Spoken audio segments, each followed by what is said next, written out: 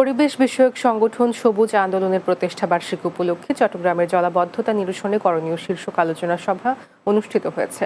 সংগঠনের জেলা শাখার উদ্যোগে নগরীর বহদ্দার হাটে সভা অনুষ্ঠিত হয়।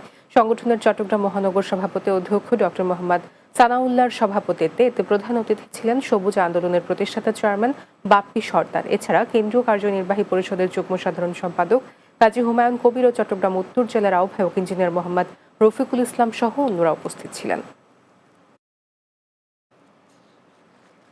Chittagong chamber of commerce and ইন্ডাস্ট্রিজের সেক্রেটারি জেনারেল প্রকৌশলী মোহাম্মদ ফারুকের পদত্যাগের দাবিতে মানববন্ধন অনুষ্ঠিত হয়েছে। Chittagong chamber of commerce and industries employees ইউনিয়নের উদ্যোগে নগরীর আগ্রাবাদে চেম্বারের সামনে মানববন্ধন অনুষ্ঠিত হয়। এ সময় সংগঠনের সভাপতি মোহাম্মদ রফিকুল ইসলাম, সহ সভাপতি মোহাম্মদ আইয়ুব খান, সাধারণ সম্পাদক এস.এম. আলমগীর হোসেন সহ অন্যরা উপস্থিত ছিলেন।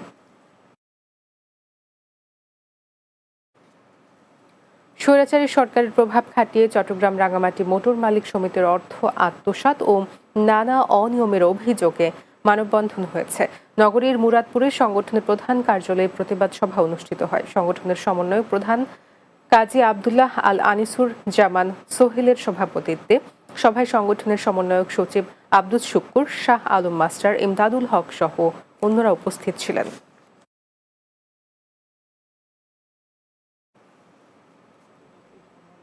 শেষ করব দিনের বাংলা, যাওয়ার আগে শিরোনামগুলো জানিয়ে দিচ্ছি আরও একবার।